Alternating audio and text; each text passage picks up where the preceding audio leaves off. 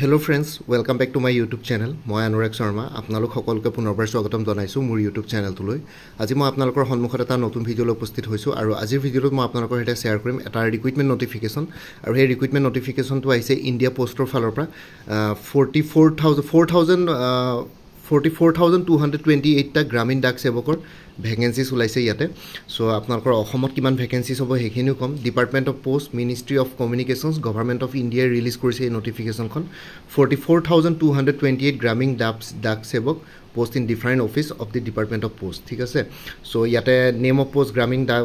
ডাক সেৱক বুলি আছে GDS category of post আছে branch postmaster BPM assistant branch postmaster ABPM আৰু ডাক সেৱকস তিনটা ক্যাটাগরি পোস্ট আছে টোটাল 44,228 অসমত পোস্ট আছে 896 টা পোস্ট অর্গানাইজেশন টু ইন্ডিয়া পোস্ট তাৰ পিছত নোটিফিকেশন টু বিচাৰিছে emoluments to ইয়াতে the GDS are paid emoluments in form of three related continuity allowance which carry an annual increase of 3% subject to fulfillment of conditions as given in the GDS rules so ekhini and they are also entitled to dearness allowance on TRCA as declared by the government of India from time to time their initial engagement of GDS is made in the following basic TRCA slabs so salary to kotha koise BPM বিলাকৰ 12,000 to 29,300 ABPM আৰু ডাক সেৱক বিলাকৰ 10,000 to 24,470 তাৰ পিছত as limit টো বিচাৰিছে minimum 18 বছৰ হ'ব লাগিব আৰু ম্যাক্সিমাম 40 বছৰ লৈকে দিছে আপাৰ এজ লিমিট টো আৰু ক্যাটাগৰীজ এজ ৰিলেক্সেশন আছে মানে আপাৰ এজ ৰিলেক্সেশন আছে SC ST কাৰণে 5 ইয়াৰ্স ৰিলেক্সেশন আছে মানে 45 ইয়াৰ্সৰ কাৰণে লোকে এপ্লাই কৰিব পাৰিব OBC কাৰণে 3 ইয়াৰ্স মানে 43 ইয়াৰ্স লাগে PWBD আনৰিজাৰ্ভৰ কাৰণে 10 ইয়াৰ্স মানে 50 ইয়াৰ্স লাগে PWBD OBC কাৰণে 13 ইয়াৰ্স মানে আপোনালোকৰ 53 ইয়াৰ্স লকে কৰিব পাৰিব সো তেনেকে কি বুলি কয় ক্যাটাগৰি ওয়াইজ আপোনালোকৰ ইয়াতে এজ ৰিলেক্সেশন আছে PWBD SC ST কাৰণে 57 ইয়াৰ্স সো তেনেকুৱা ধৰণৰ কথা এডুকেশনাল কোৱালিফিকেশন টো বিচাৰিছে গ্ৰামীণ ডাক সেৱকৰ কাৰণে secondary school examination pass certificate হ'ব লাগিব ক্লাস 10 ষ্টেণ্ডাৰ্ডৰ with passing marks in mathematics and English conducted by the recognised board of school education by the government of India state governments union territories in India ঠিক আছে so আপোনালোকৰ matric pass লাগিব mathematics আৰু ইংলিশত passing mark থাকিব লাগিব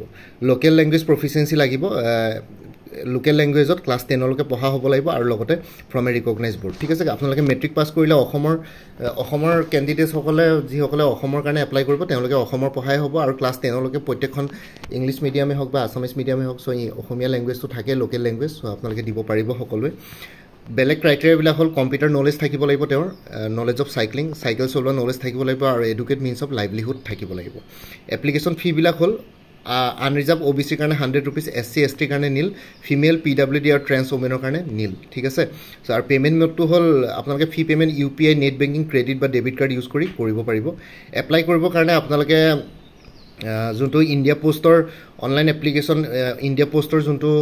কি বুলি কয় ওয়েবসাইট আছে অফিশিয়াল ওয়েবসাইট তাতে গৈ পেলাই আপোনালোকে এপ্লাই কৰিব পাৰিব এডভাৰটাইজমেন্টটো চাই পেলাই ষ্টাৰ্টিং ডেট টো যোৱা কালি পৰা ষ্টাৰ্ট হৈছে starting date of submission of online application 15 July 2024 আৰু লাষ্ট ডেট টো হল 5th August 2024 so online application কৰিব লাগিব আপোনালোকে অনলাইন এপ্লাই কৰিলে হল কোনবা যদি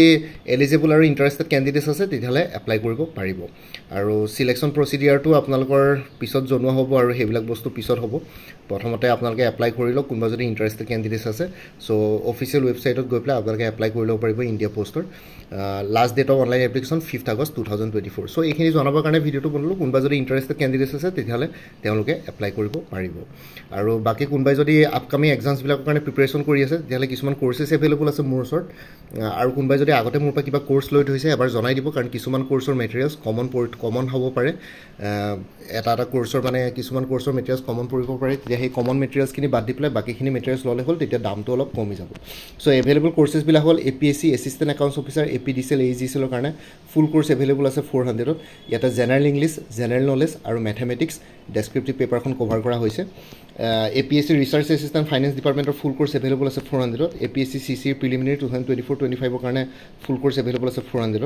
APSC CDPO child development project অফিচাৰৰ ফুল কোৰ্স এভেইলেবল আছে জেনাৰেল ইংলিশ আৰু জেনাৰেল নলেজৰ ওপৰত 300 ত Assam direct recruitment ADRE 2.0 full course available আছে 350 ত উমেন এণ্ড চাইল্ড ডেভেলপমেন্টৰ ষ্টেটিষ্টিকেল এসিস্ট্যান্টৰ ফুল কোৰ্স এভেইলেবল আছে 350 ত আসাম পুলিশ SI কনষ্টেবল আৰু অন্যান্য পোষ্টসমূহৰ কাৰণে ফুল কোৰ্স এভেইলেবল আছে 350 ত APSC computer operator full course available আছে 300 ত APSC tourism development officer full course available আছে 300 ত APSC মটৰ ভেহিকল ইনস্পেক্টৰৰ জেনেৰেল ষ্টাডিজ পেপাৰখনৰ কাৰণে ফুল কোৰ্ছ এভেইলেবল আছে 400ত আৰু আপডেটেড কাৰেণ্ট এফেয়াৰ্ছবিলাক আপোনালোকে প্ৰত্যেক মাহে পাই থাকিব জাষ্ট মোক হোৱাটছএপত এটা ৰিমাইণ্ডাৰ মেছেজ দিলেই হ'ল যোৱা আমাৰ কাৰেণ্ট এফেয়াৰ্ছখিনি পাবৰ কাৰণে এতিয়া বৰ্তমান কোৰ্ছখিনিত জানুৱাৰী 2023 পৰা জুন 2024 লৈকে কাৰেণ্ট এফেয়াৰ্ছ ইনক্লুডেড আছে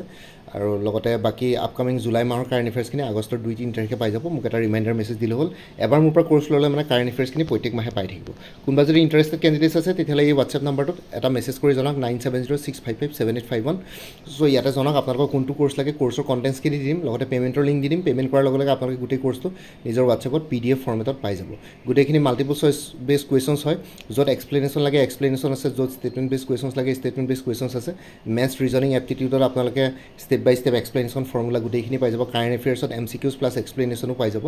বাকী ইয়াতে যোনটো হোৱাটছএপ নাম্বাৰ দি আছে সেইটো অনুগ্ৰহ কৰি কল নকৰিব সেইটো জাষ্ট হোৱাটছএপ মেছেজৰ কাৰণে এভেইলেবল কলৰ কাৰণে এভেইলেবল নহয়